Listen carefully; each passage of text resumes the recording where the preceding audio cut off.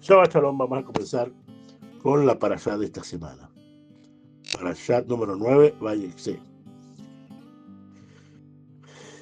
Esta palabra, Vayexé, es la raíz de la palabra Leshavet, que significa asentar, o residir, o habitar. Por eso que la parashá en algunas de las traducciones en español dice, y habitó en la tierra donde había peregrinado su padre, en la tierra de Canaán. Esto es Hebrón. Así comienza la parashá. Viendo ya la esencia de la palabra, vemos entonces que esta parashá de esta semana, haciendo un pequeño resumen, vemos que está llena de relatos que nos enseñan los pilares fundamentales para nuestras vidas, como siempre. Cada parashá siempre trae un mensaje para tu vida en la actualidad. Lo que hay que buscarlo. Entonces, ahora, ¿de qué trata la parashá? Señores, el tema que está escondido, porque es un tema que está escondido, es la gran batalla que hay entre la casa de Joseph y la casa de Yehuda.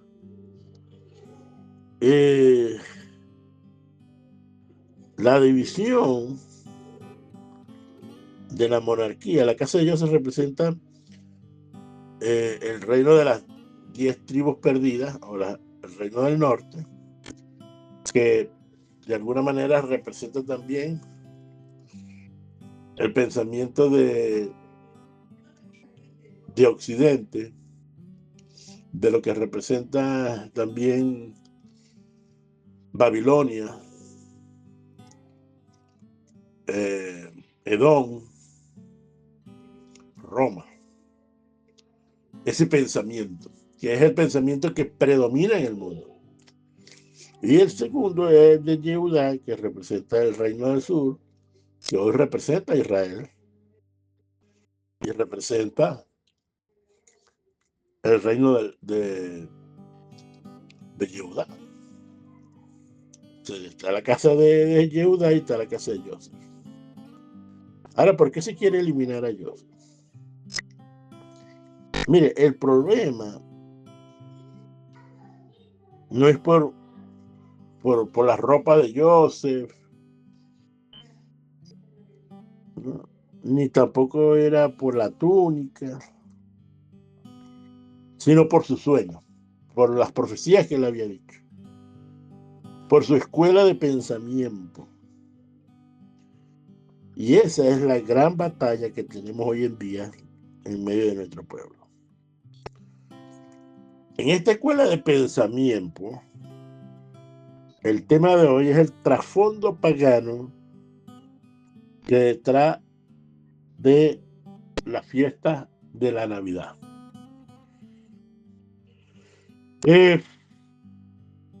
¿Por qué digo esto? Bueno, porque hoy en día, a nivel mundial, se cree que la Navidad es una religión basada en la Biblia. Y está muy lejos de eso, señor. Mire, escuche bien lo que quiero decir. No tenemos ninguna evidencia, ni histórica, ¿no?,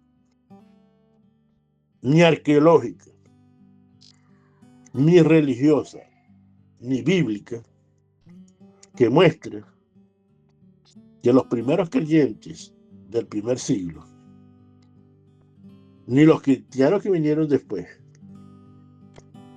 previos al cuarto siglo, ninguno de ellos celebraron la Navidad durante el mes de diciembre, como es lo normal. No había el concepto de Nochebuena, hay que darle regalo a los niños el 25, ni tampoco el concepto del 31 de diciembre, ni 1 de enero. No hay evidencia, señores, de ser una fiesta bíblica. Y no con, ok, vamos a suponer que, bueno, no es bíblica, sí, pero ni siquiera está en un matiz neutral, no, es que es pagana. Mire, le guste o no le guste a usted, la fiesta de la Navidad tiene sus orígenes en el paganismo. Y la pregunta que te tienes que hacer ahorita, entonces, bueno, ¿cómo es esto? Yo he estado mucho tiempo, mire, hay personas, escuche bien, que conocen el concepto ya. Muchos de ustedes lo conocen que están aquí. Tal vez otros por primera vez están escuchando algo sobre la Navidad. O otros han escuchado, pero no han ido a la profundidad de las cosas. La pregunta que tenemos que hacernos todos es, porque cada vez que veamos algo en este mundo, tenemos que ver cómo se surge una festividad, cualquier festividad. Cómo se estableció, quién la estableció, en qué año empezaron a hacer las cosas. Y las razones, porque todo tiene una razón y todo tiene una motivación espiritual. Mire, se puede decir que en los últimos 20 años ha habido un despertar dentro de la comunidad cristiana acerca de este día o acerca de esta fiesta de la Navidad. Sin embargo, todavía quedan muchos pueblos de Hashem, muchos pueblos de las 10 tribus de Israel que pueden representar a ese grupo que siguen inmersos en una fiesta pagana. Hay opiniones, por ejemplo, hace unos 20 años atrás, en el conocido periódico caraqueño El Universal, salió una nota periodística, un reportaje, donde hablaba sobre específicamente el 24 y 25 de diciembre. Específicamente hablaba de la celebración de la Navidad. Y este periodista llamado Axel Capriles dice que la celebración de la Navidad en el mes de diciembre es una perspicaz muestra de la sabiduría y de la sapiencia que la Iglesia Católica ha manejado hábil y práctica desde muchos tiempos, ligándola con la emoción, nuestras emociones, con un fondo pagano. Los evangelios, dice que no identifican el día de nacimiento de Cristo. Y los primeros cristianos no celebraban la Navidad. Por supuesto, esta persona hizo la tarea de investigar un poquito. Y en todas las cosas hay que investigar, señores. Y es interesante, ¿verdad?, que la Iglesia cristiana establece en el calendario gregoriano, por ahí como en siglo XVI, es que podemos ver que el 25 de diciembre como el natalicio de Jesús. Sin embargo, si vamos al calendario anterior, que es el calendario juliano, que viene de la época de 45 años antes de Cristo, o antes de la era mesiánica, aparece el 25 de diciembre como el día del solsticio de invierno, el solsticio de invierno. Tiempo para el cual la Roma de aquel momento se celebraba el nacimiento del sol y se llamaba Saturnalia. ¿Y qué era? ¿Y qué representaba esta fiesta Saturnalia? Entonces, representaba el solsticio de invierno y honraba al dios Saturno. Ahora, ¿qué es el solsticio de invierno? Es un evento astronómico que marca el día más corto que ocurre en el año. Y esto ocurre alrededor del 21 de diciembre en el hemisferio norte de la Tierra. Es decir, esto quiere decir que el día más corto del calendario es el 21 de diciembre. Entonces, a partir de ese 21 de diciembre, se hacía una fiesta hasta el día 25. En la resurrección, de alguna manera, del sol, porque el sol entonces estaba en su momento más opaco, de acuerdo con la Tierra, de la distancia de la Tierra, y ahí comenzaban los días a crecer, hasta llegar los días de verano, por ahí por los meses de abril, mayo. Y ya en junio, entonces, julio, es cuando el sol está en su plenitud y nos da días más largos y noches más cortas. Entonces ellos decían que el dios Sol resucitaba, renacía. Ahora, esto se fue, ¿verdad?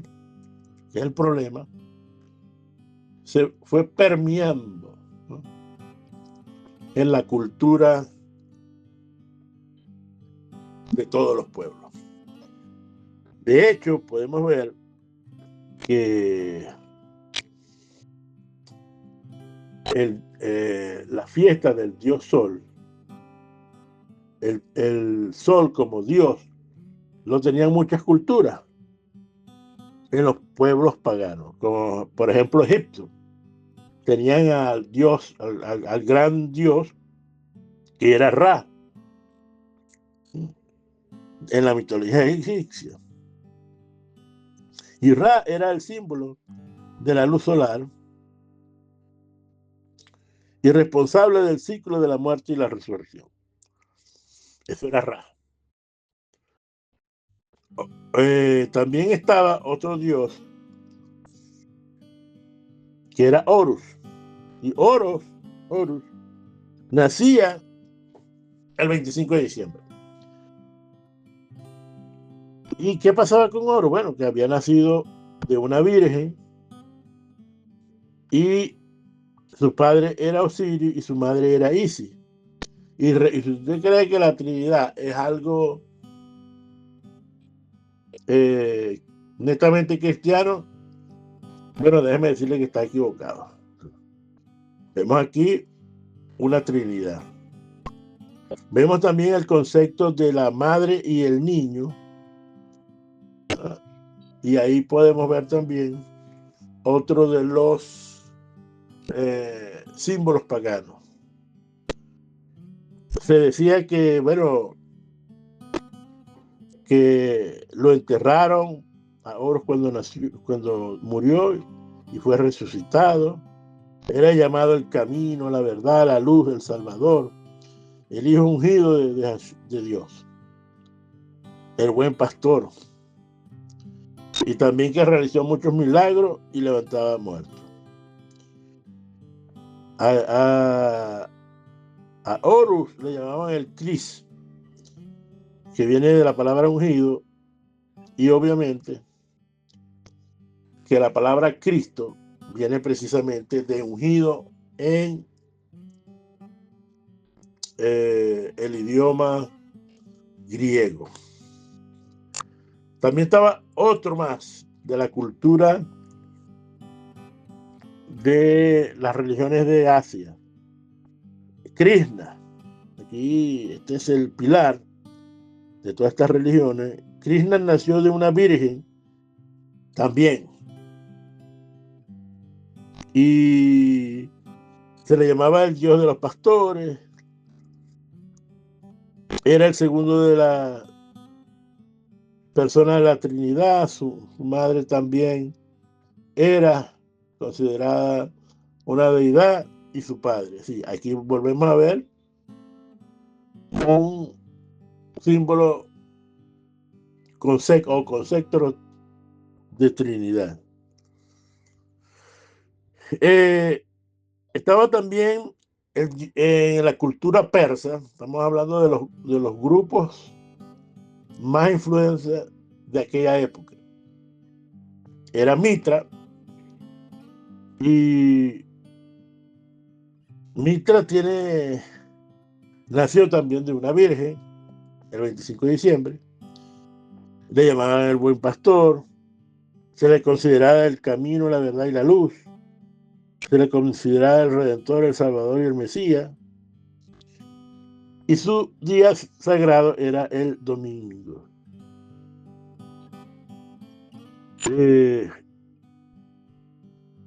También tiene el concepto de que murió, lo enterraron y 3 días se levantó de nuevo. Y después venimos con la mitología griega, con el dios Zeus. Y Zeus era considerado el hijo de Dios. Y Zeus es interesante porque de aquí viene el nombre de Jesús, porque el Zeus vino después una transformación en Deus o en Dios, y de ahí, de Zeus, vino la raíz fonética de la palabra Jesús, que en inglés es Jesus, y en español entonces se puso Jesús. Así que cuando decimos Jesús, la esencia es Zeus. Que por cierto, Zeus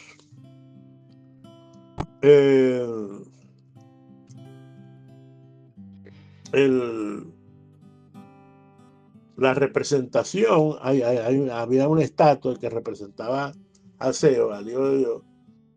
De ahí salió la cara del Jesús católico. Así que cuando usted ve a Miguel al Jesús de Miguel Ángel, no sé, otros como Leonardo da Vinci, otros que lo pintaron, fue basada en muchas oportunidades por la cara del dios Zeus.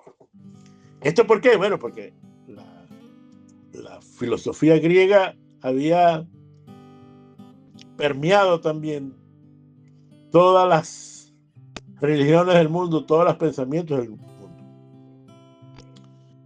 ¿Y qué fue lo que pasó aquí? Bueno, que un señor llamado Constantino, emperador de Roma, vino y empezó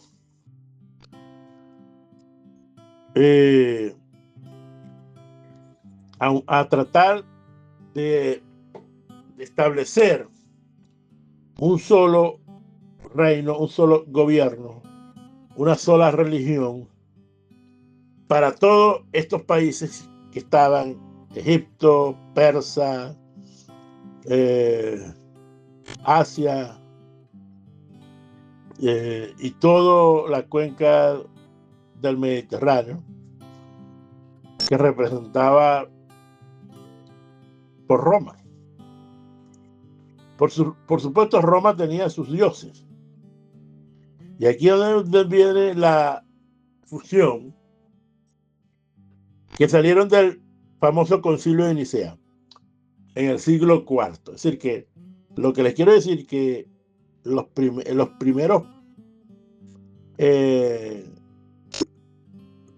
las primeras enseñanzas de la Iglesia Católica fue hecha en el siglo IV. ¿Sí? Que puede ver entonces usted que la Iglesia cristiana no representa a los creyentes de origen judío y algunos de origen gentil que habían creído en Yeshua. Entonces, de ahí salieron, pues, todos estos obispos se reúnen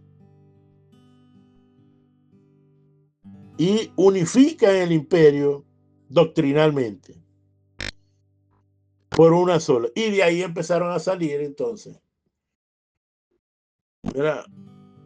la fiesta que tenían que hacer. Pero, por ejemplo,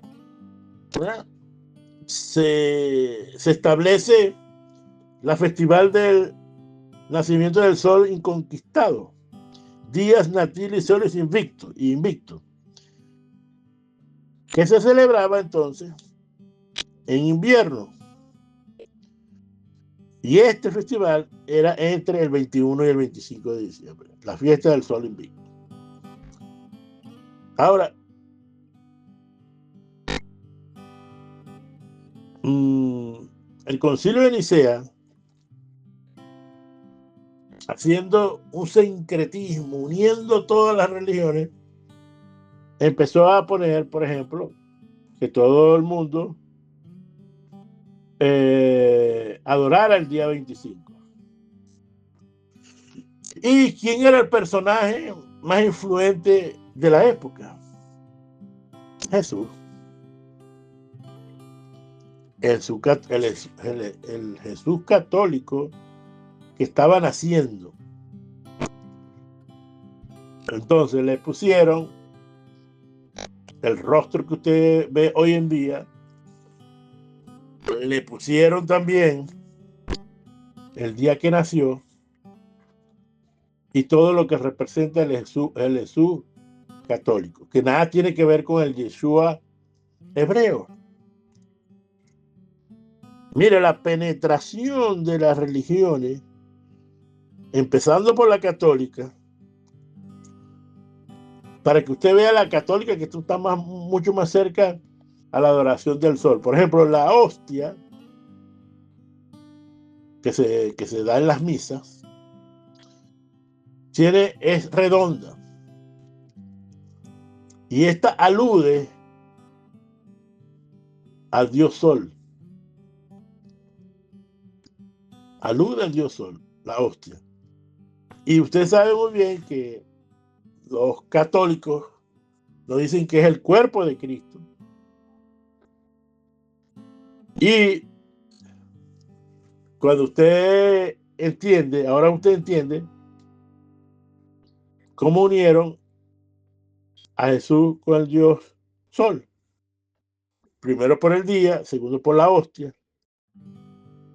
Esto es tan interesante que hasta hoy en día los santos tienen una aureola, y esa aureola es como una corona que tienen atrás, usted la puede ver todo.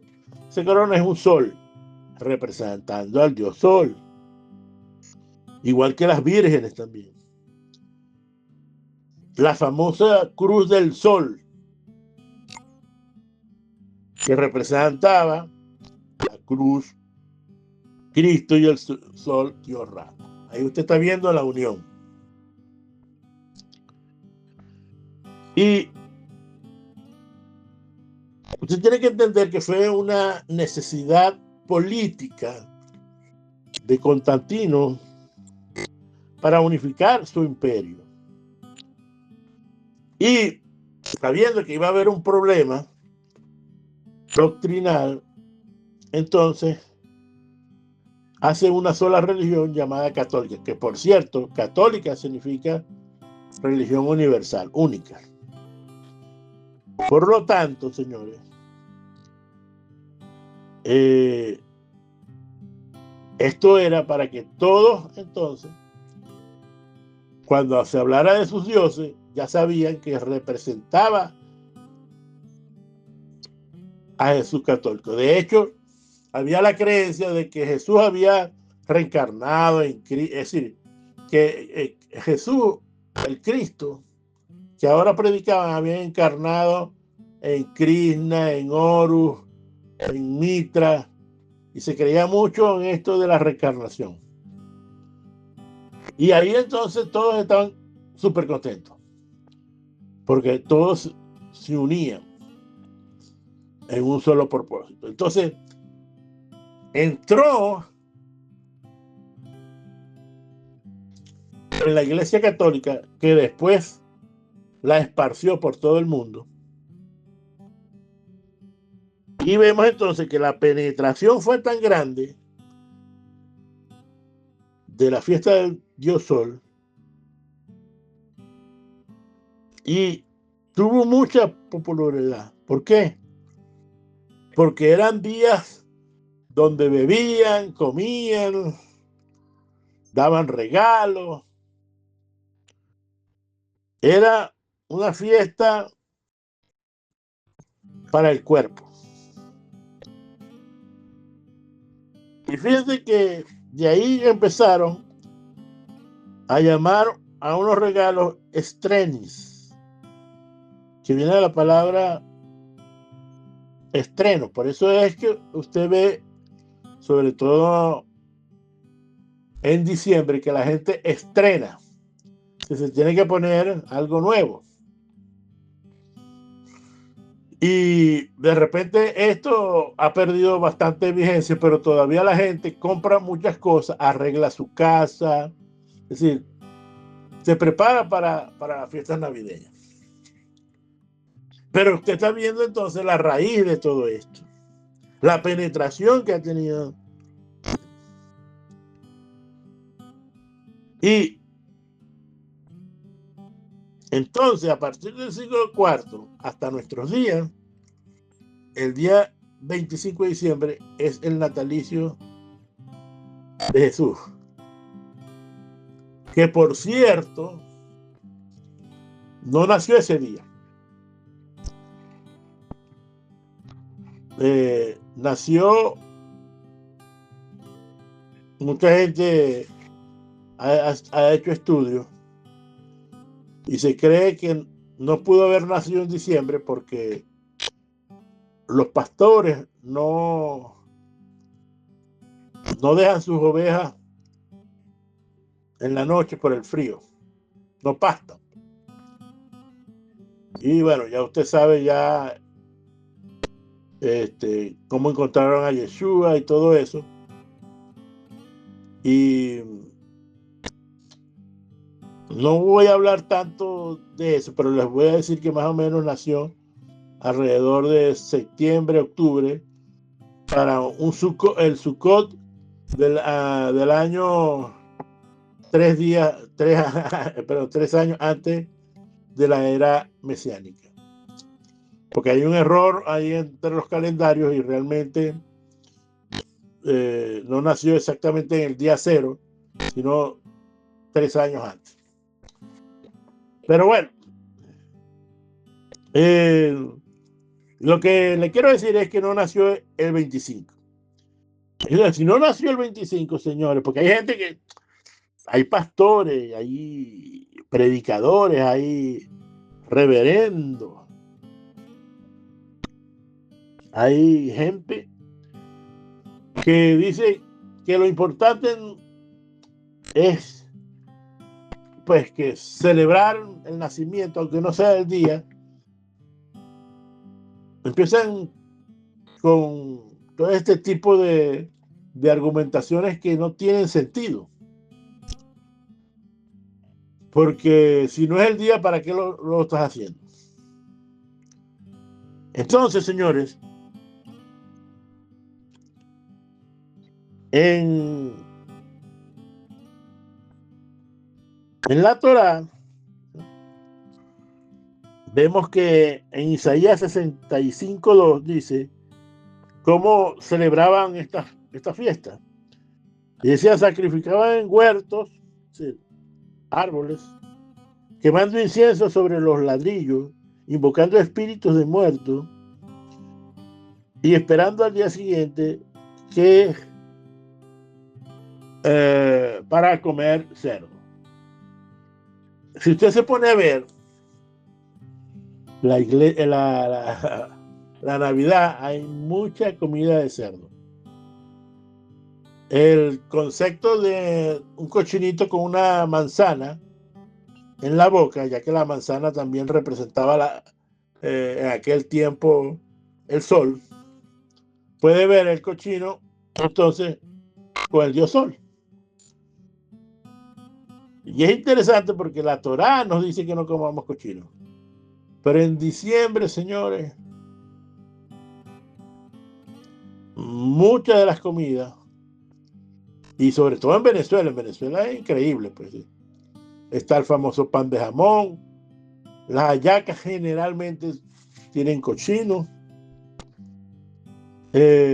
por supuesto comen cochino, lechón o pernil, y pare usted de contar. También celebraban, ¿verdad? Como dice ahí, que iban a los huertos, sacrificaban en los huertos, eran que iban en aquella época, en diciembre, por esa época entre el 21 y el 25, tomaban un árbol, un pino. ¿Por qué el pino? Porque bueno, ellos decían que el pino tenía algo especial, que era el único árbol que estaba verde. Y agarraban el pino y lo llevaban para sus casas. Y ahí el pino, ¿verdad?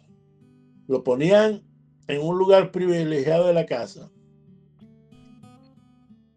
¿Y qué hacían con él? Bueno, le prendían velas. Es decir, que las famosas lucecitas que usted ve eran las velas que les ponían. Y por supuesto le ponían frutas, manzanas redondas, ¿no? Que vendrían representando a las bambalinas. Y abajo ponían los regalos. Es decir, que si usted ve un arbolito, con todas estas características que acabo de decir, un árbol de Navidad, entonces esto viene de esta cultura de los celtas. Hoy en día ya tenemos esa de los celtas, que los celtas son una raza bastante antigua. Y estos celtas, que son generalmente culturas escandinavas, ¿no?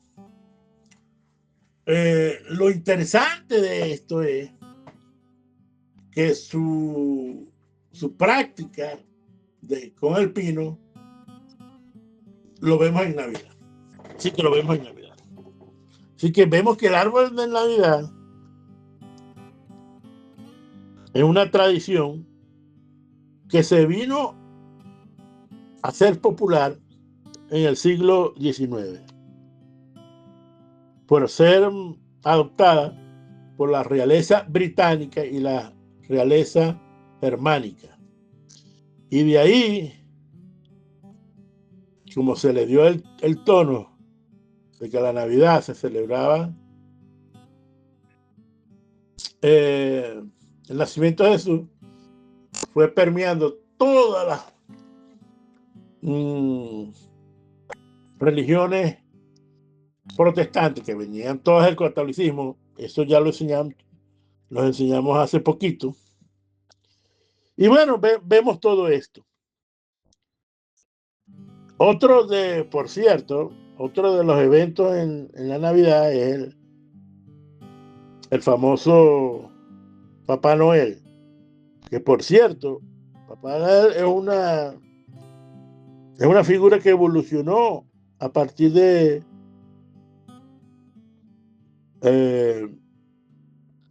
un señor llamado San Nicolás, o San Nicolás en español, que regalaba en aquella época regalos a los niños pobres.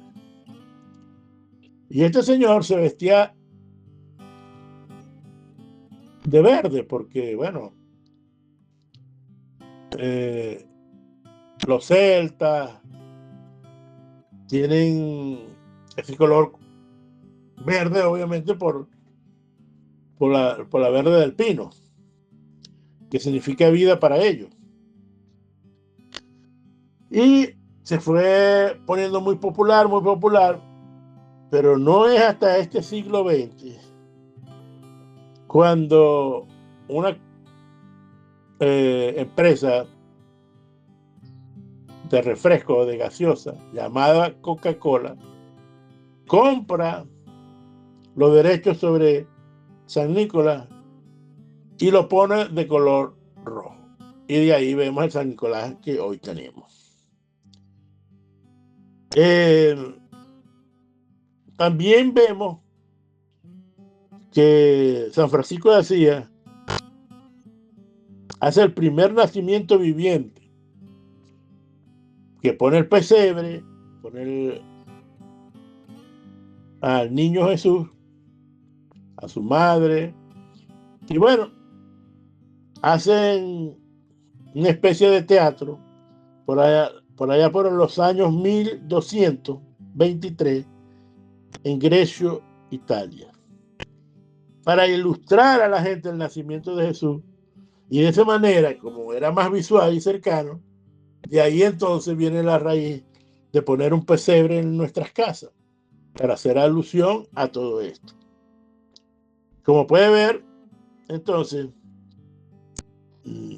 tiene como 800 años el pesebre. Y finalmente, señores, tradiciones que hemos visto,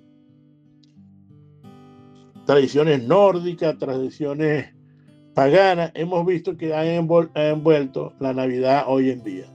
Por supuesto, la Navidad hoy en día, con la expansión del cristianismo, la iglesia empezó a integrar muchas costumbres y fechas locales para la celebración de la Navidad, adoptando tradiciones locales, ¿verdad?, e insertándolas conjuntamente con todo esto.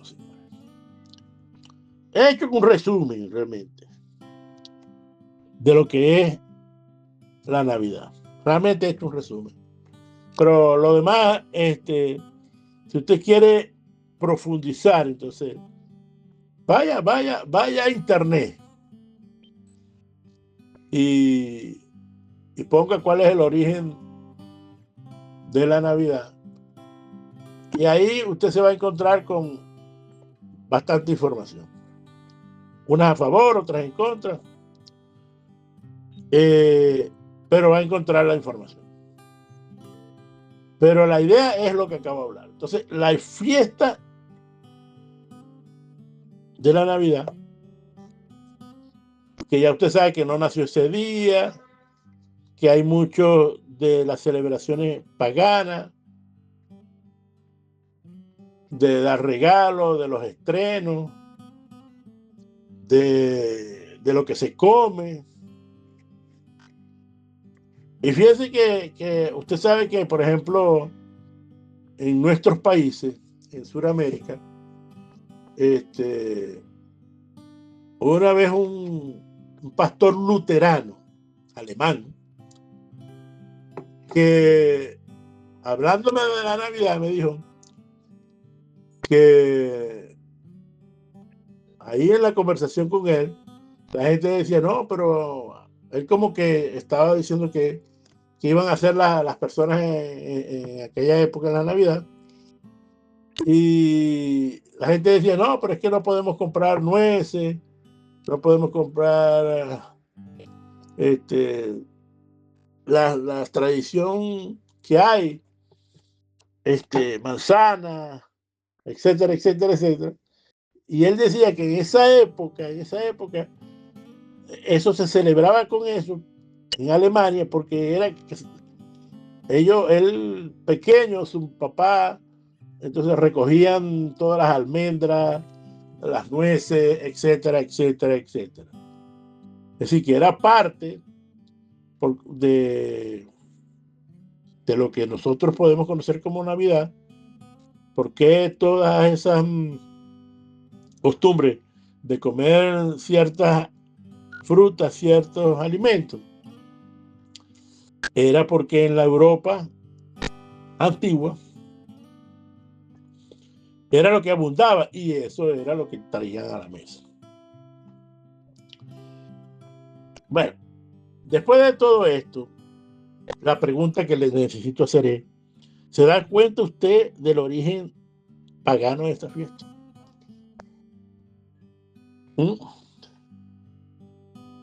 La Iglesia Católica, ¿verdad?, mezcló el paganismo romano con la fe cristiana con el tiempo, para tener a todo el mundo contento bajo una sola autoridad. Y entonces usted ve que todo el mundo en esta época empieza con...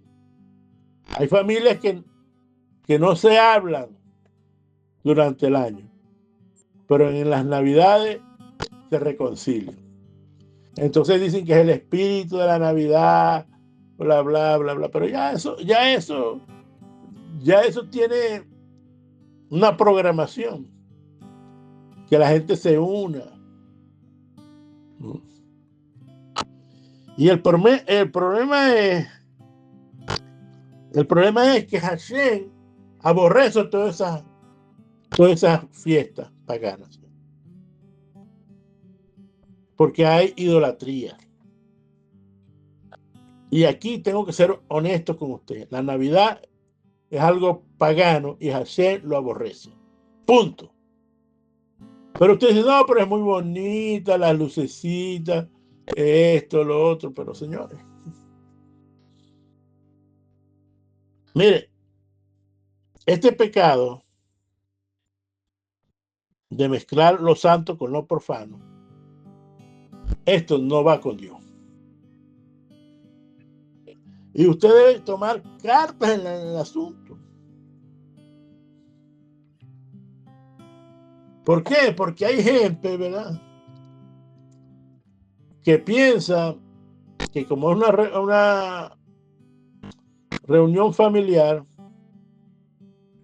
entonces la celebra. Y el problema es la celebración y la connotación que puede tener.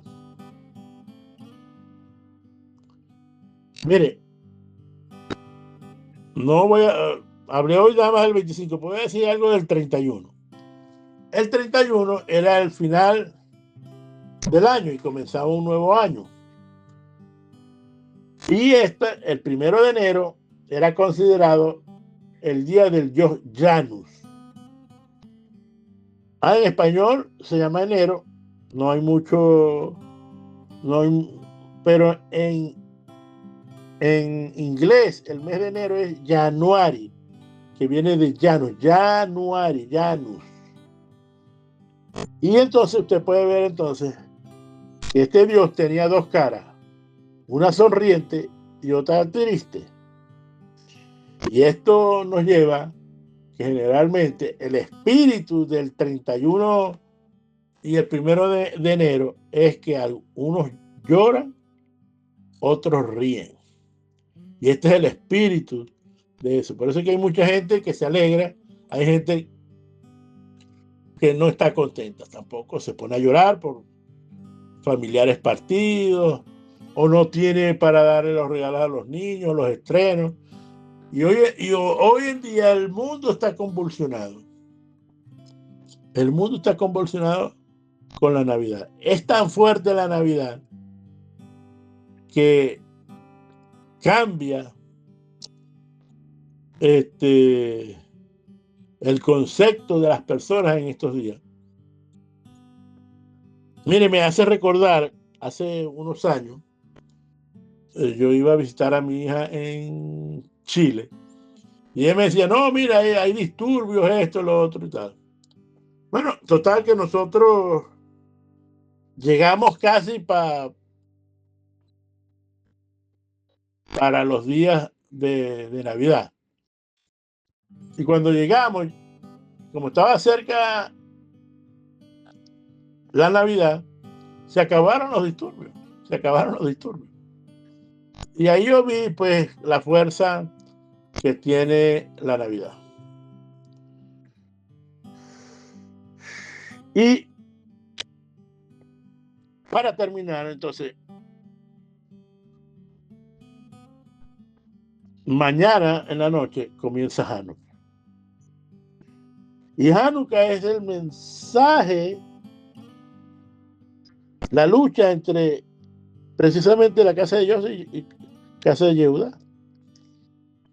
Y el mensaje de Hanukkah es el antídoto para asimilación, señores, a estas culturas. Hanukkah representa la protección de la Torá y de no asimilarse en las naciones y asegurar la integridad de las costumbres bíblicas. No estoy hablando de las costumbres judías, aunque las costumbres judías tienen que ver con la cultura de la Torá. Ahora, ¿cuáles son los milagros que aparecen en Hanukkah? El aceite de la menorá. Los milagros fue que el aceite de la menorá, cuando recuperaron el templo, porque eso es lo que significa,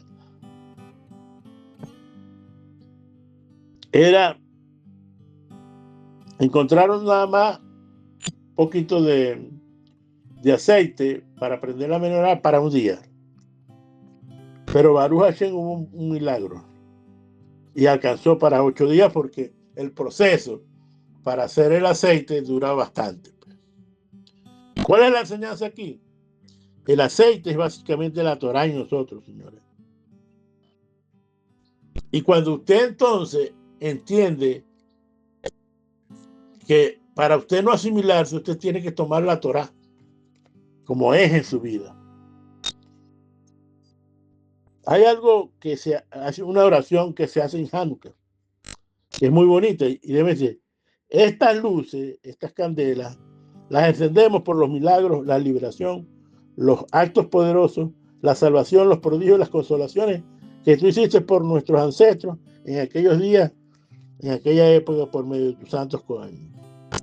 Por supuesto, ve que se mencionan milagros, liberaciones, actos poderosos, prodigios, salvaciones. Y estos adjetivos tienen la intención, señores, de perpetuar en las generaciones futuras la evidencia de la verdad de lo que debemos recordar y contar a nuestros hijos. El otro milagro fue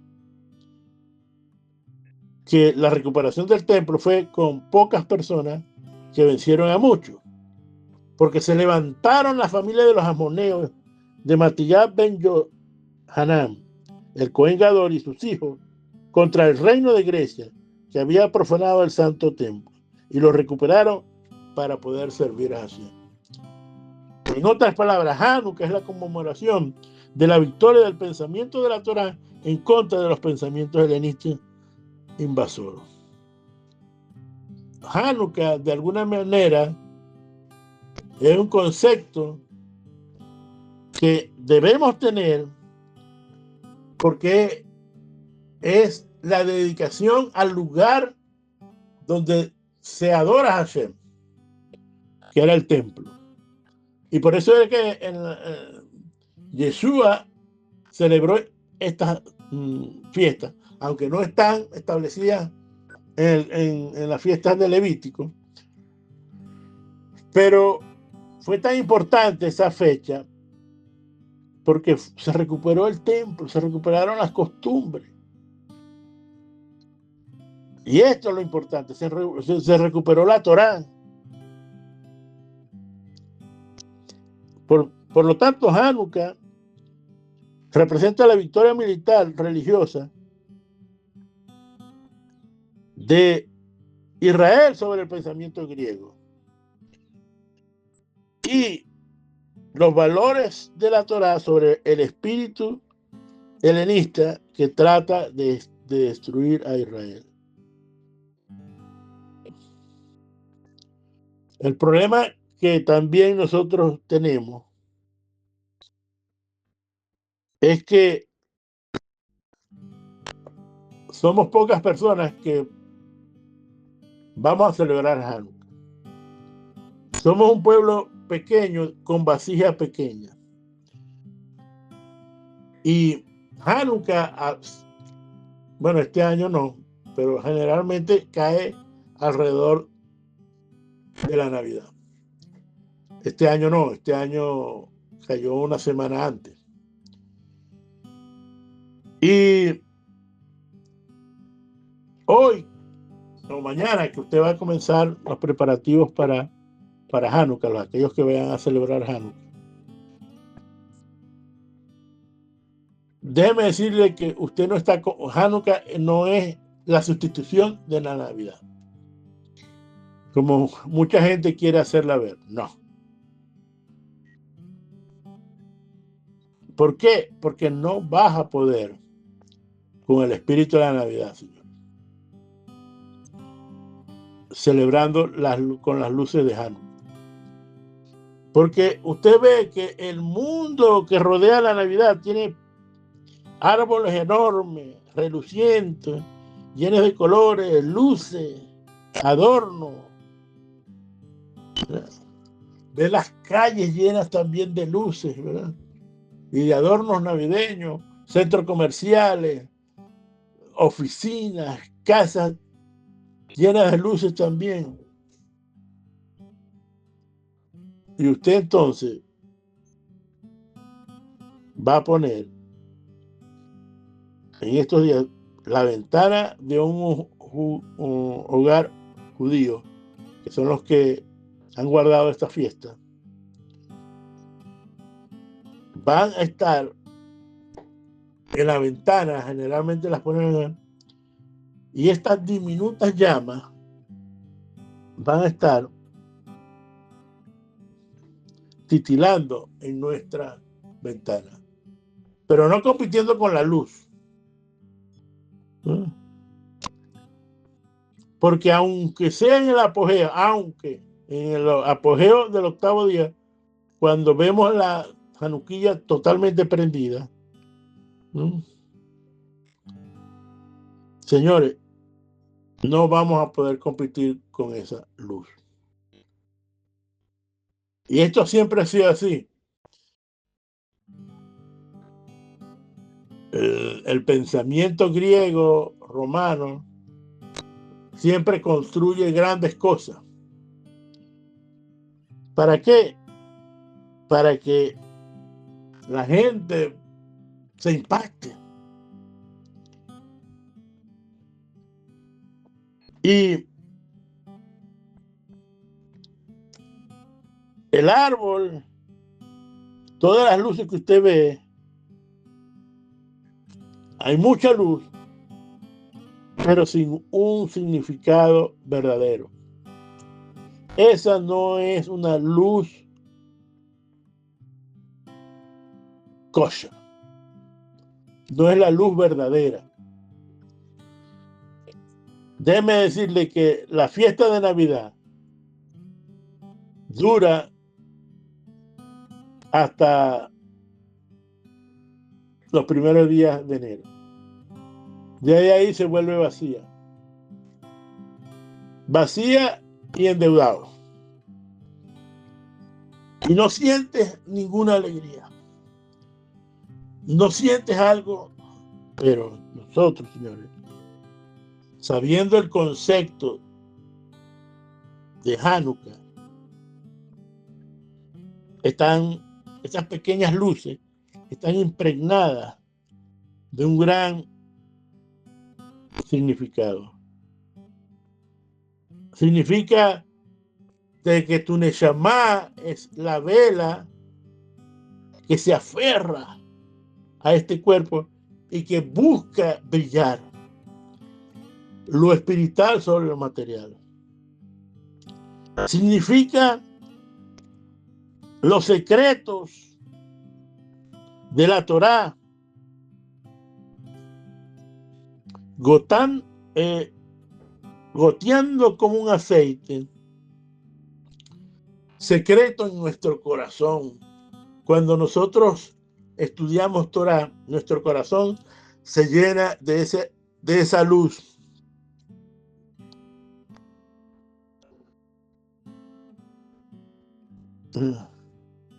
Y hay algo interesante, señores. Hubo otro gran milagro. No fue el aceite ni lo que hicieron los macabeos, sino que en los días de Hanukkah sucedió uno de los maravillosos milagros que ha sucedido en la humanidad. El milagro de la fecundación del óvulo de Miriam, que se conoce como María. Ahí hubo un milagro, señor. Un milagro que trae al Mesías. Ese óvulo de Miriam trajo al Mesías y trajo la luz al mundo. La luz de Mesías. La luz que intercambia la luz verdadera con la falsa luz. La fiesta de Hanukkah, en su mensaje, nos dice que no enfrentar la oscuridad, el problema con la oscuridad, es aumentar luz. Cuando tú traes luz a un sitio, se disipa la oscuridad. Y algo que dijo nuestro santo maestro, que nos tiene que llenar de sobremanera. Puede ser que las luces de la Navidad nos impacten y creamos que la Navidad es muy bonita. Sin embargo, ¿verdad? Tenemos que entender lo que dijo Yeshua diciendo: yo soy la luz de esta edad presente. El que me sigue nunca más andará en tiniebla, sino que tendrá la Or HaHayim. La Or HaHayim, la luz verdadera, la luz de vida, la luz que necesitas tú para caminar en este mundo de tinieblas. Shabbat Shalom a todos.